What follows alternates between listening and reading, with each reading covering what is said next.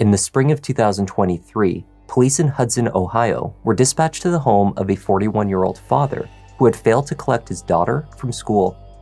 It's a long driveway. Imagine shoveling this. Officers performing the welfare check made a gruesome discovery. Hudson radio. Come on, go run back. Get EMS out here. Dr. Todd Morgan was a well-liked and respected professor at the University of Cleveland. He was also a doting and loving father of two. But under his professional facade, the professor was hiding more scandalous behaviors. And his secrets were tragically about to come to light.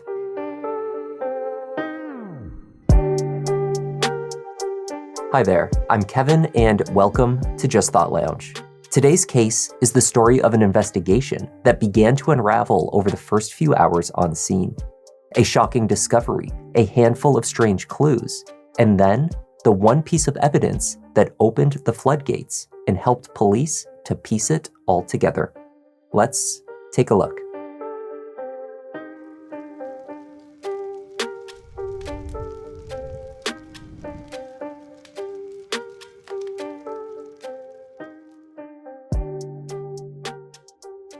Hudson is a city in the north of Summit County, Ohio. Located between Cleveland and Akron, it is known as an affluent suburban community, populated by large colonial-style houses on spacious plots of land, as well as tree-lined streets. On the afternoon of Wednesday, April 19, 2023, Hudson police were contacted to perform a welfare check on a local resident, 41-year-old Dr. Todd Morgan. Todd, a professor of business and finance at the University of Cleveland, was a father to two children, a son 10 years old with his ex-wife Therese, and a daughter nearly 5 years old with ex-girlfriend Mary. That Wednesday, Todd was meant to collect his daughter from school, but he didn't show up. Mary placed the call to police. Hi, I was wondering if I'd be able to request a wellness check on someone. Okay, what's going on? So my daughter was supposed to be picked up by her father today, and I got a call from the school that she was still at the school, so I ended up picking her up. They tried to contact him. I tried to call him a couple times and haven't received anything back. And what's his name? Todd Morgan. Has he ever done anything like this? No, I don't think he would forget his daughter from school, but we are going through some custody issues right now, which is why I find it to be a little bit more unusual. When you call him, does it go straight to voicemail or does it ring? It rings. At just before 7 p.m. that evening, officers Preggy and Bowen arrived at the professor's house on West Streetsboro Street. Good. 2015 Porsche, black in color, to Todd Morgan from that address. Valid native, has the CCW. Is he in the floor? Oh, shoot. You said you see blood? Hudson radio. Come on, go run back. Get EMS out here.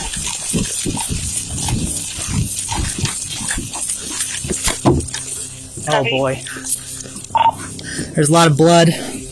Party looks to be, might have fell. Crap. Oh, it's open. Oh wow. Just inside the back door, the officers found Todd Morgan on the floor. He was wearing only his dressing gown and appeared to have suffered significant trauma to his head. The officer's first impression, based on the location of the visible wound on his temple, was that Todd had taken his own life. However, despite shell casings nearby, no gun was visible. Perhaps they thought it was underneath him. Officers did a thorough sweep through the house to see if there was anyone else inside. I don't see a weapon. That's why I'm thinking something else. At the base of the stairs leading to the second floor bedrooms, they identified another casing. It was the same caliber as those visible near to Todd by the back door. It's a bullet casing here, which that's weird. Why is there a bullet casing here? In one of the children's bedrooms, they found a piggy bank knocked over onto the floor. You found money? Change. Piggy bank knocked over. Nothing more appeared to be disturbed in this room. Well, if it was a robbery, the house would be more ransacked, right? Okay, Guess that one you're in now? In the master bedroom, they found a messy scene. The bed was in disarray. Bottles of alcohol and other drinks sat out, and open condom packages were scattered on the floor. That's a weapon of any kind. That's weird. Why is there... This makes me think someone shot him. We're gonna have to call the detectives out. Hey, Sarge, you wanna... Are we... Say, it's pretty bad in there. Okay, so Yeah, there's shell casings in the house all over, but okay. there's no weapon. Keep the okay. He's been sitting there for a while. That blood's dried up. Okay. I don't... can you tell me what this is? What's that? I mean, it looks weird. While Hudson police tried to piece together what had transpired inside the house, one unfortunate fact was certain. The father of two had passed away. The news would come as a devastating blow to family and friends. At the age of 41, Todd had accomplished a lot in life. He received his bachelor's degree from Cleveland University in 2005, his master's degree 1 year later, and then went on to earn his PhD from Kent State University in 2015. He held positions as an assistant professor in Massachusetts and Michigan before returning to his alma mater, Cleveland State, just 2 years before his death. But Todd's greatest accomplishment and his joy in life were his 2 children. He has unfailingly been described as a dedicated and loving father. Many knew Todd primarily as a well-liked, intellectual, and serious person, though with his kids, he was always having fun. He loved goofing around with them, playing video games, having dance-offs, playing at the park, and taking them on trips. On the day he was found, his daughter waited patiently for him to collect her from her school, certain that he would be there, as he always was. After all of the other children had gone home, it was her mother that arrived instead. Mary was uncertain of what to tell a little girl whose father had been such a big part of her world. Of course, at that time, they also did not have any answers.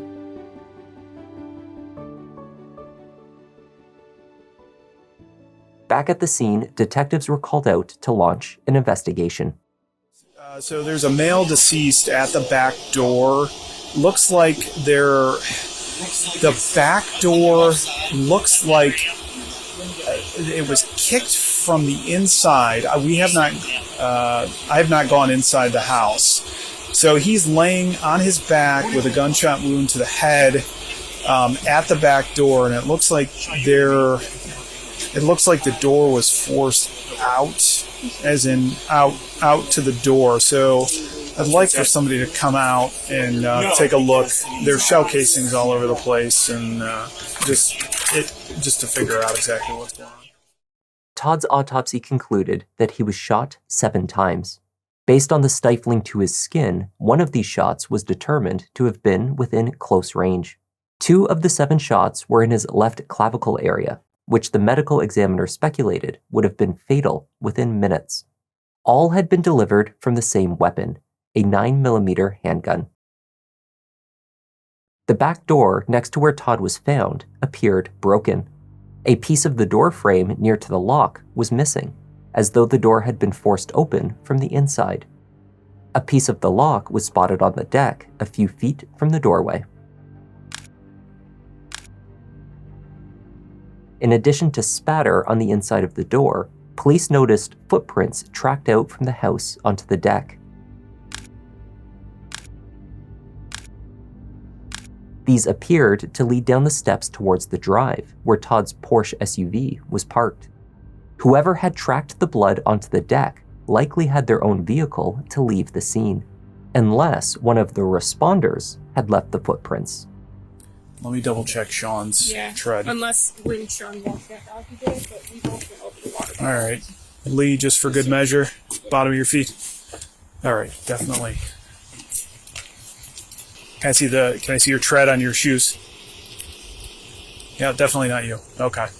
There's footprints all over in the blood, and it looks like boots. So. I don't think it's Cassie's there because her tread's. Yeah, it matches nobody's. Can I see the bottom of your boot real quick, just to see? No. Yeah. Can I see the bottom of your shoe? Please. I try to tippy-toe around. We just have there's. Officers established that no one on scene could have left the footprints.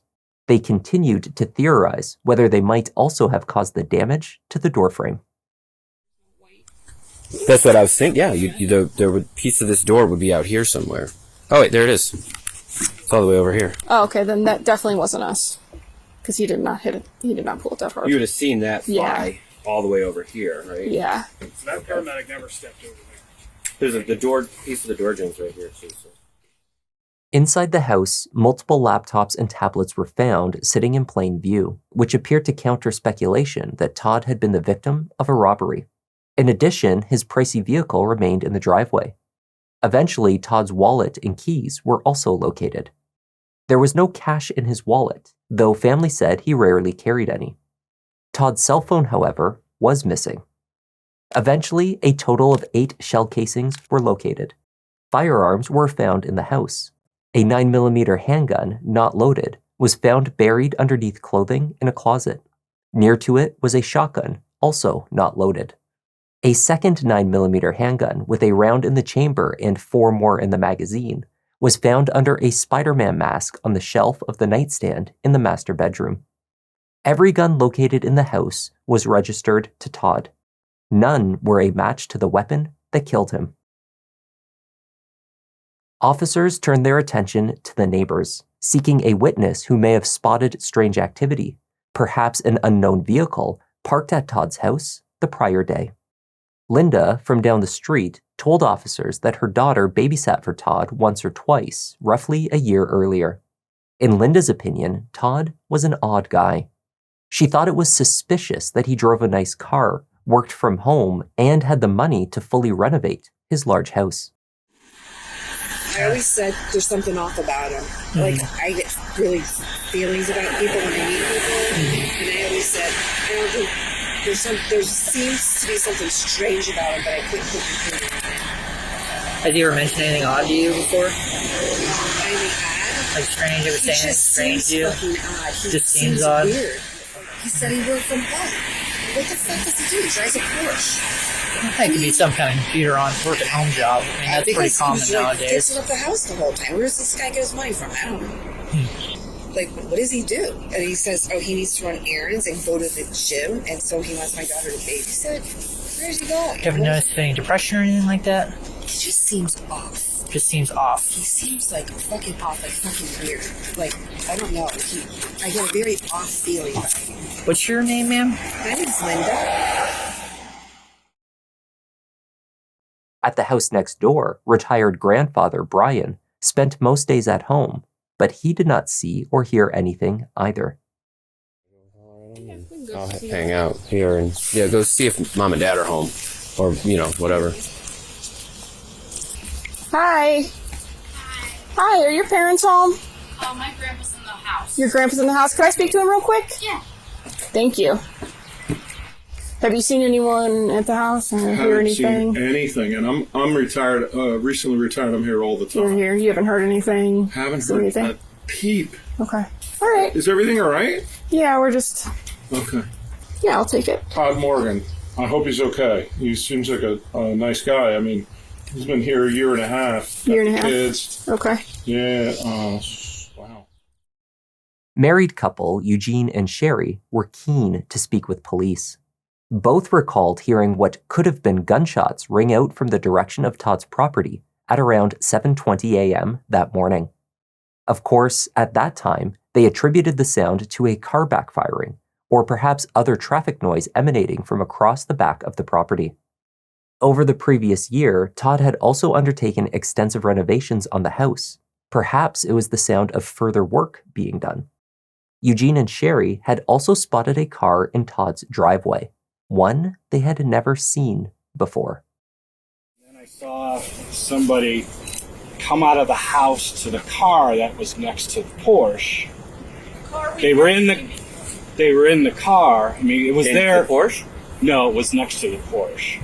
Okay. And it was there when I woke up this morning at 5 o'clock, as I walked. The car was already there. The car was already there. The person was due, when I woke up. Okay. But at 7:15, 7:20, I heard. And then I saw someone come out of the house, go to the car, open up the car, was there for a while, and then took something back into the house, like a package or a box, it looked like. Okay.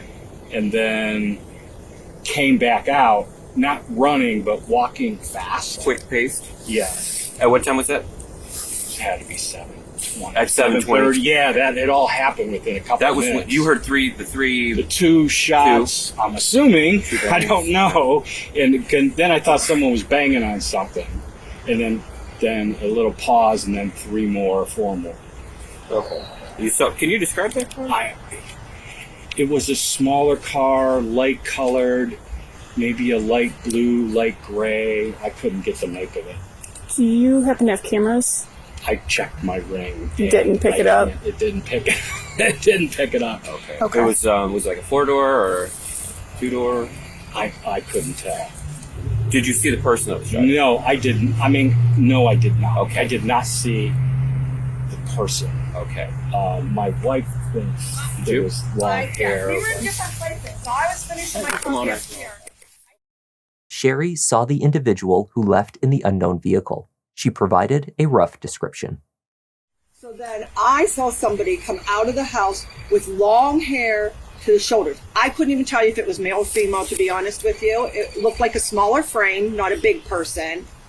Got into a little car.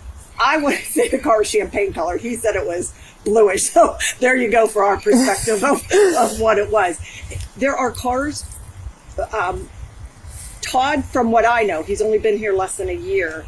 He has 2 children from different mothers. They're coming and going all the time, dropping kids off. Oh, sure. And there's always like a Jeep there from somebody he knows. And I don't know if it's one of the mothers or not, but it's a newer Jeep. Okay. This was a car that I'd never seen. You've never seen that car? No. And that person came out, like Gene said, grabbed something from the car. I thought it was more like a package. He thought it was like a box. Again, we weren't putting anything in perspective. It's just what we walked as passing by. And then the person took something back into the house and then came back out and then just drove away. And Gene even commented like, well, there couldn't have been anything. They're not in a rush. So. Shortly after speaking with officers, Eugene further scrutinized what was captured on his Ring doorbell camera. He found that the vehicle he and Sherry had spotted that morning was just barely discernible in the footage. Like 10 to 7, the car is there? Okay. I don't know how to work this thing. But that. Okay, so that's the car? Yeah. I don't know if you're going to be able to see anything from that or whatever. Okay. I'll give this back to you. I'll go tell. Okay. I'm not sure how to. Yeah. And then it jumps to 7:30 and it's gone. And it's gone? Yeah. So what time is that, right? 6:50. 50? Yeah. Okay. And then 7, it's gone? Yeah. Well, the next spot on here is 7:30, so there was a gap. Okay. And then it's gone at 7:30. Okay. Give me 1 second. Okay. A still photo sent by Eugene showed a light-colored crossover-style vehicle parked next to Todd's Porsche at 7 a.m. By 7:30, it was gone. Although law enforcement had yet to move Todd and verify there was no weapon beneath him, it had become clear that the professor had been the victim of a murder. And thanks to the neighbors, details of a main suspect were emerging. Todd's ex-girlfriend, Mary, with whom he shared his daughter, was notified by the Hudson PD. Investigators were keen to learn about any romantic attachments the professor had, and any relationship tensions in particular. We found Todd dead today. So, And any explanation? we're still in ongoing investigation. We have the detectives looking into it right now. Yeah, as we find out more, we can, obviously let you guys know. They had learned that the professor's first marriage had ended following an affair he had carried on with a student. That relationship had then also subsequently ended. It seems that the professor was also struggling with his alcohol use. Mary explained that his sobriety was tracked through a breathalyzer test connected to an app which updated her on the results throughout the week. Todd last performed the test the day before. So he's required to do an iSober device. What's that? It's to, he'll breathe into it and it reads whether he's had a drink or not. For the vehicle? Just any. Oh, wow, anything at all, okay. And the last report I got was from yesterday at 7 o'clock in the morning. You get reports from Yeah, the it ISO? emails No the kidding. results. So you got a result for that test yesterday? Yes, I can pull it up. Does it give numbers or just say if it's positive or negative for alcohol? It does give numbers. Okay. What's this test called again? iSober device. Asked if there was any conflict in his life that she knew of, Mary could only point to some tensions with a new boyfriend of Todd's ex-wife. She was not certain of anyone that he was currently dating. The only other thing I can think of, but this was well over a year ago, his ex was dating someone that he said felt threatened by her and him ever having to exchange anything in person. Okay. So they would meet. They would meet at like a police department or a common area. It's his girlfriend's. His ex-wife's boyfriend. His other ex-wife's. Mm-hmm. Okay. January. And at that time he said he was dating someone. Okay. But you didn't confirm or deny that. You don't know. No, at all. I don't know for sure. As officers worked to piece together a timeline and details of Todd's life, they learned one crucial piece of information. A 911 call had been placed from a cell phone originating at Todd Morgan's address at 7:21 a.m. on April 19th.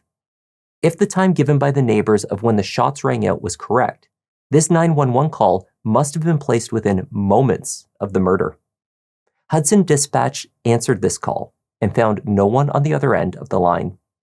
This was not uncommon, they said. An SOS call will be activated from an iPhone if the power button is pressed 5 times consecutively. It can happen when a phone is placed in the cup holder of a car, for example. The call placed at the time of Todd's murder was speculated to be one of these accidental dials. And it likely was placed in error by the potential killer, thought investigators. When the cell phone's owner was traced, it returned the name of an Akron woman, Teriana Siobhan Denise Peschel. She had a slim build, long dark hair, and drove a silver crossover.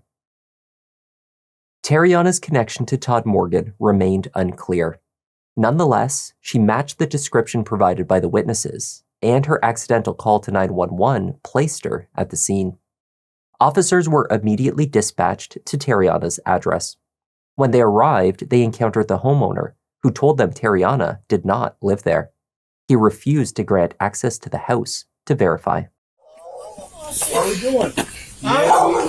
Was she in trouble? Well, when you talk to her. Oh, okay. I definitely let her know. You tell her to call the Hudson Police Department? Hudson? Hudson Police Department, Hudson, Ohio. Okay, I sure will. What friend she's staying with? I don't know, man. It's some friend. I mean, she's a friend.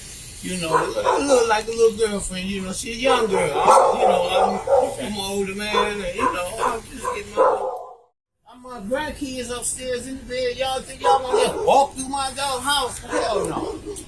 Ain't no Teriana in here. Apparently he's saying that she's with one of her No? girlfriends in Garden Valley. Getting nailed to your house.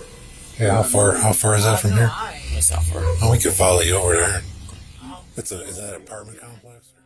Hudson detectives were unable to track down Teriana that night. They sought a search warrant for her phone data and began to track her movements, hoping to determine where she was living and where she had been before and after the shots rang out from Todd Morgan's home. The data revealed that just 6 minutes after the accidental 911 call was placed, her phone was traveling at roughly 60 miles per hour near the Interstate 271 split in Macedonia. Todd Morgan's cell phone followed the exact same path. His phone then ceased moving along the highway. Multiple searches were performed to locate it, but it was never recovered. Detectives tracked Teriana to her sister's home at the Envision apartment complex.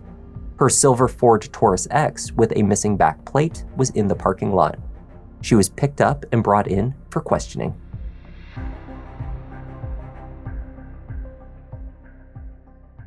By the time Teriana was arrested, the case against her had snowballed. What started with a single connection, that 911 call, had led to an avalanche of evidence. A 9mm cartridge collected at the scene had matched to a firearm associated with an unsolved homicide from Cleveland in 2021. In that case, the main suspect was the ex-girlfriend of the victim, as well as the registered gun owner, Teriana Peschel. She had been into the station for further questions relating to that case only days before Todd's murder. At that time, she had pointed the finger at another ex-boyfriend. Despite near certainty that she was the shooter in that case, there had never been enough evidence to bring charges. That did not seem to be a problem this time. In addition to the phone data placing her at the scene at the exact time of the murder, the ring footage captured a vehicle that resembled her Ford Taurus parked by the back door. Her gun was the murder weapon. Investigators determined that the shoe prints on the deck were from a particular Nike sneaker.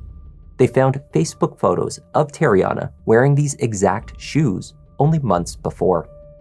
They captured surveillance of her silver Taurus driving from the area that morning. Just days following, Teriana had switched devices and phone numbers. Law enforcement were able to trace that change and continued to monitor her usage. On April 22nd, she performed a search for "Can police track my phone even if I remove the SIM?" followed by accessing multiple articles about Todd Morgan, including one titled "Hudson Murder Victim Identified as Cleveland State University Professor." She performed searches for her name in connection to the crime 41 times in the weeks following. Finally, her DNA was identified on a Black & Mild cigar found inside the house, as well as on the condoms.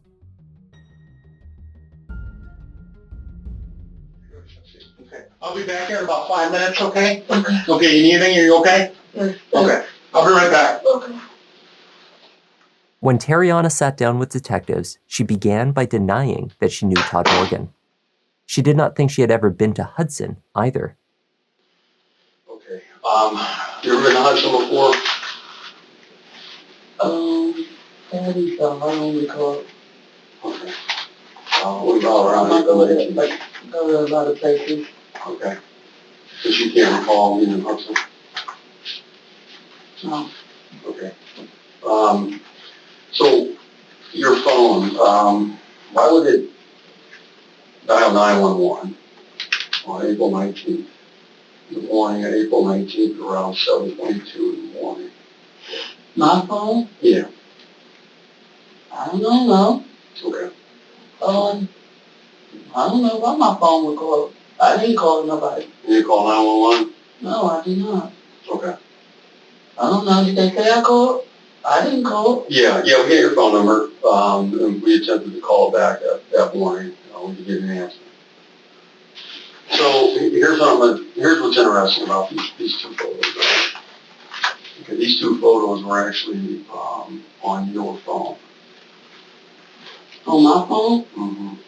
Well, they weren't on my phone. You actually typed in a search for this guy, and you viewed this image on your phone.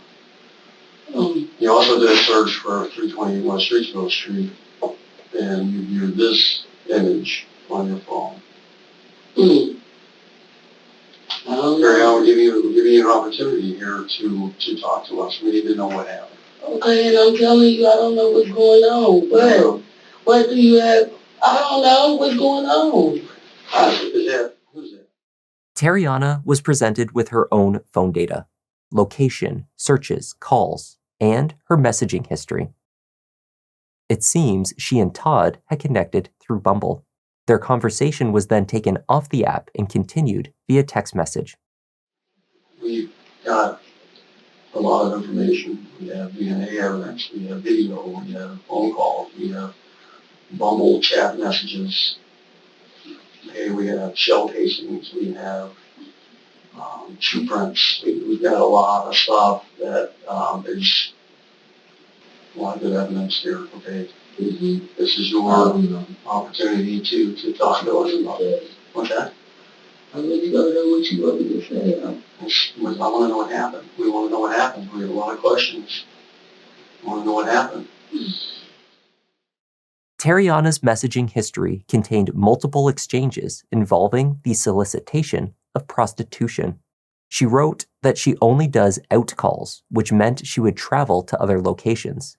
Her messages provided price lists to potential clients. The day he was killed, Todd sent a $50 payment to Teriana via Cash App. According to her, people send money to her Cash App all the time. Who was to say what that was for? Despite searches on her device for his name, address, and articles about his murder, she did not even remember a Todd Morgan. So, Todd Morgan sends you $50 in the morning of April 19th. I don't know. Okay, but he did. So, what I want to ask you is, there was another payment. About 23 minutes later, there was a $1,000 payment that was sent from Todd Morgan to Black Beauty. And you confirm that Black Beauty, this Cash App is you. That's you, obviously, in that picture. So he sent you $1,000. Now, we go back to a $50 payment. You say, guys send you random $50 every now and then. Okay, you guys send you random $1,000 payments? No. Okay, so it can happen. It could happen. Yeah, it could happen. The second $1,000 transfer never went through. This larger amount required a follow-up authentication via a notification that Todd's phone received just before 7:30 a.m. He never verified the transfer. Okay, so the morning of April 19th, here's what we have. We have this Cash App payment, right? I went through for $50. We have another Cash App payment that was 23 minutes later for $1,000. We have this vehicle leaving Todd Morgan's house at around 7:23 in the morning on April 19th.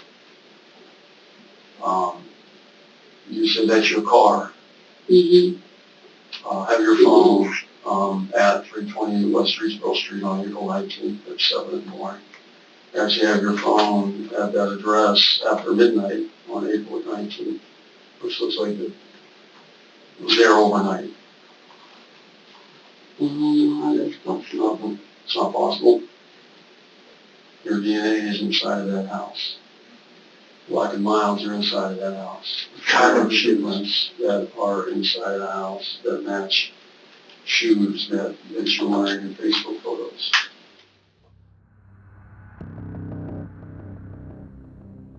Teriana never conceded to detectives that she was at Todd Morgan's house that day.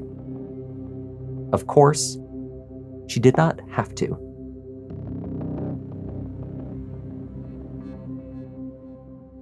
Initially, Teriana Paschal pleaded not guilty to the murder and prepared for trial. However, the day the trial was scheduled to commence, a plea deal was reached with the state. She would admit guilt in exchange for 20 years to life in prison for the murder and another 3 years on a gun charge. Parole eligibility would begin after 23 years served. It would save Todd's family the trauma of a trial and potentially grant her a shorter sentence.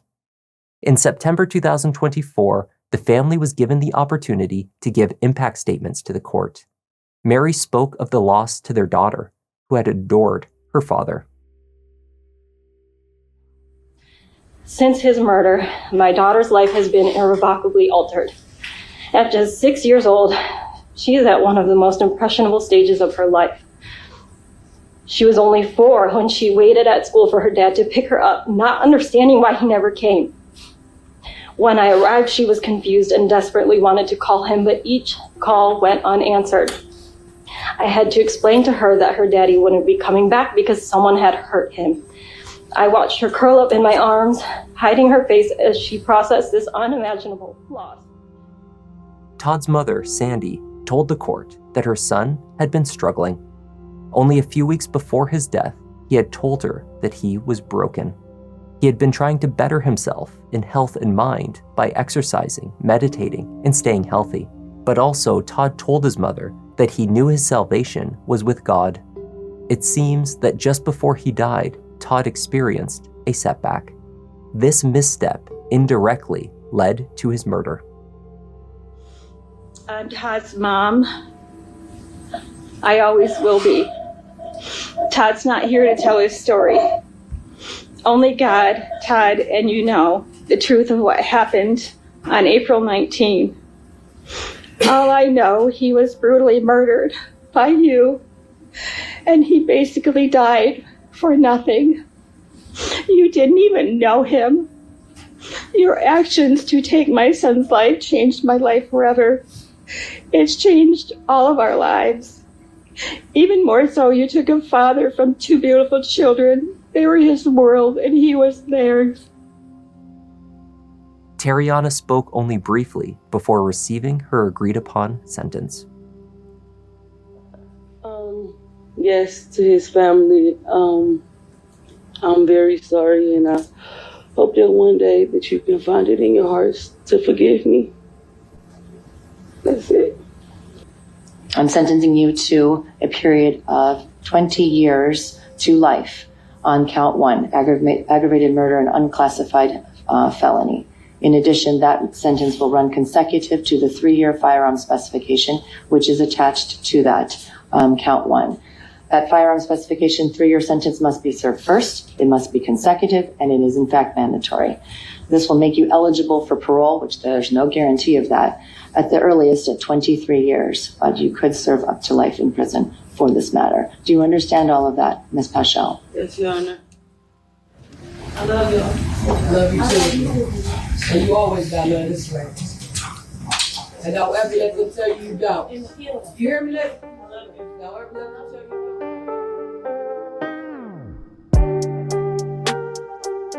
And that was the tragic case of Dr. Todd Morgan. Thank you for joining me, and a special thanks this week to Hannah, Alex Stiff, and Embrace Your Truth for joining our Members Lounge. For full-length videos of interrogations, body-worn cameras, and other raw footage used in this case and others that we have covered, check out our membership page. I'm Kevin, this is Just Thought Lounge, and I'll see you in the next one. Keeping it objective, always been effective. Can say he got a knack, pick it a litter. You see how Newton got his back. Yeah, the content that you need. This could be a new sign. We talking in the comments, they jotting a few lines. Tune in and hit like, love that, it's too kind. Feels like the whole world is online for true crime. Watch him on a run, but it's not a race. Really hard to disappear, poof without a trace. Sherlock Holmes with it, I put you in your place. Got my smoking pipe, only right, I crack it.